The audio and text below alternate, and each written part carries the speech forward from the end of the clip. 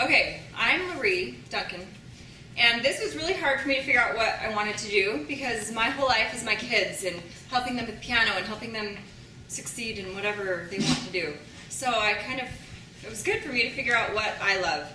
And what I love is I debated on doing music, something like what you did. I'm glad I didn't after you just went, because wow. And I also love running.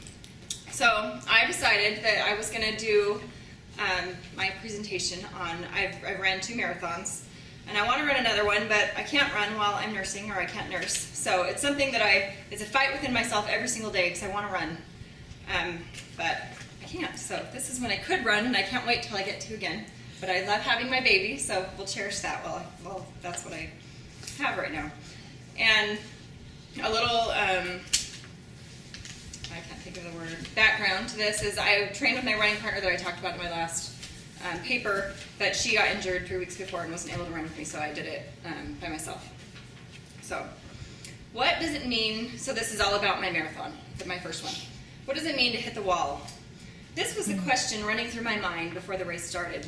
They had a man who had run some insane amount of marathons talking over a loudspeaker, trying to motivate us. He was saying, when you hit the wall, think of me and know that if I can do it, you can do it. And I thought, hit the wall? The trip started out quite eventful. Oakley got car sick, as she seems to do on every long trip we go on. About an hour into the drive, she had barfed, and Mara was crying because her stomach was hurting her. Not the most fun I've ever had on a drive, but when we got closer to Sedona, the drive with puking kids became completely worth it. It was beautiful.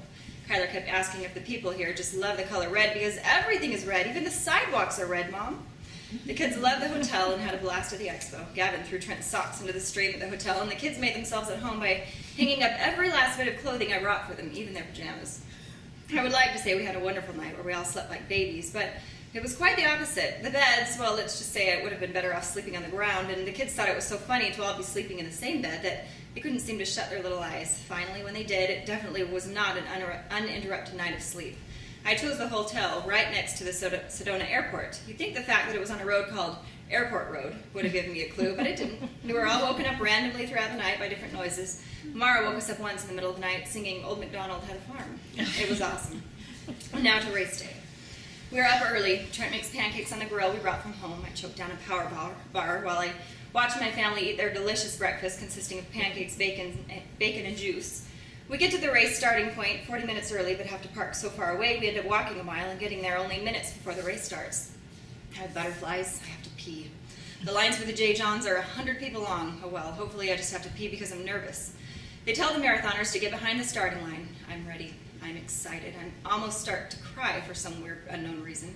I can't believe I'm really about to run a marathon. I look at my family on the sidelines. Gabby blows me a kiss. I love this. The countdown begins. A girl next to me wishes me good luck and asks me how many marathons I've run. Well, this is my first, I reply. Her eyes get big and she says, do you realize what marathon you picked for your first? I don't know of a harder one. Good luck to you. Scared me a little, but I'm one who gets motivated by comments like that. So in my head I thought, I'll show her. I'm going to be perfectly fine. I've run 20 miles. How could 6 more be that much harder? And the hills can't be that bad. We start running. Butterflies are gone. I no longer have to pee. I'm just excited to be running, to be doing something I know how to do, where no one except that girl knows that I don't have a clue about what to expect, or what to drink, or when to drink, or how much to drink, or if and when I should be eating. I realize I know nothing except that I must keep running, and so I run. I feel awesome. I want to run fast, but I know better than to burn my very much needed energy at the very beginning. Mile 7. I'm passing people left and right. I still feel great. My pace is picked up and I'm holding steady at 8-minute miles. Mile 9. I round a corner on a slightly downhill slope and a beautiful red mountain pops into my view. I am in heaven. I feel like I'm flying. The views are beautiful beyond description. I want to savor this moment forever. I love running this marathon. Mile 13. I hit my turnaround point. I still feel good, right on pace to get my goal time of 3 hours, 40 minutes, qualifying for Boston. I'm really going to do this. And it's really not even that hard. Only 3 girls are in front of me and a whole bunch of guys, but who cares about them? They don't count. Mile 14. Lots of uphill. A little tired. I get an encouraging text from my running partner. Lots of cars driving slowly by. I glance over to one and I see my sweet husband's face. My kids are hanging out the windows. Hi, Mom, we love you. You can do it. Aww. Runners have not yet reached the halfway point and are giving me a thumbs up and telling me good job. I tell them they're almost to the halfway point. They're doing awesome. Everyone smiles and waves and encourages. We all have so much respect for each other, and it shows. I feel so encouraged by people I don't even know. I love it. I push forward. Mile 20. Still on pace to hit my goal time. Feel okay. No one is anywhere near me. The crowds are long gone. The runners ahead are far ahead. The runners behind are far behind. I'm alone, and I'm getting tired. Mile 21. More uphill. Still alone.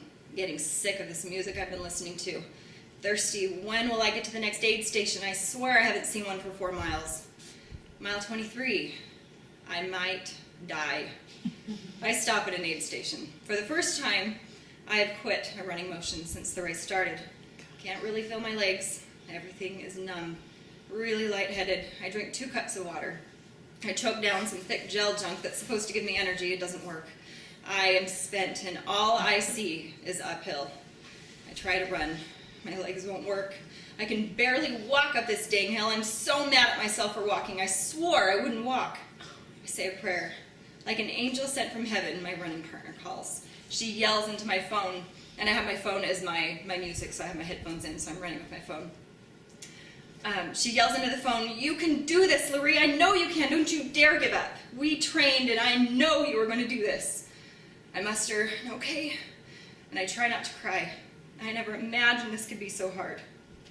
We hang up. I now have hope, but several minutes later comes an uphill climb that I cannot see the end of. I am pushing with all that is in me, but I need something more. I call my husband. "Help me. I need you to talk me through this. I don't know if I can finish."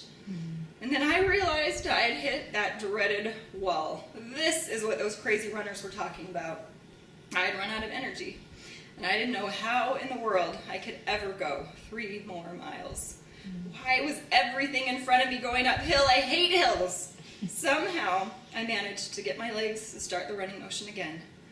Mile 24. I swear I passed the 24-mile marker point twice. I am hallucinating. I'm running with my eyes closed, and I am breathing really loud. A girl passes me. I'm so mad, but I can't make my body catch up with her. I watch as she gets further and further away. Trent keeps talking to me. I won't let him hang up. I don't say a word. Just breathe. Keep talking, babe. Keep talking to me.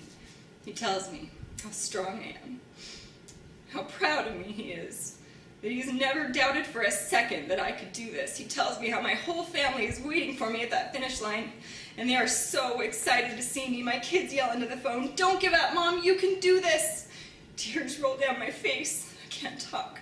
I just listen. Those sweet voices in my ear are the only thing that are keeping me going. Mile 25. More uphill, longest mile of my life. I ran the whole thing, but my pace was so slow, I'm pretty sure it took me 20 minutes. Trent keeps saying, "You're almost here. We're waiting for you. We're so proud of you. I know you can do this. Don't you dare give up." One last climb. Biggest hill of the entire marathon, and it's at the very end. How mean is that? Another girl passes me. I round the corner. Mile 26. Trent yells, "I can see you," and he hangs up. I pull my headphones out of my ears, and I listen to the crowd cheering.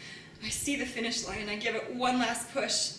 My girls run out from the sidelines, and they finish the race with me. I cross the finish line.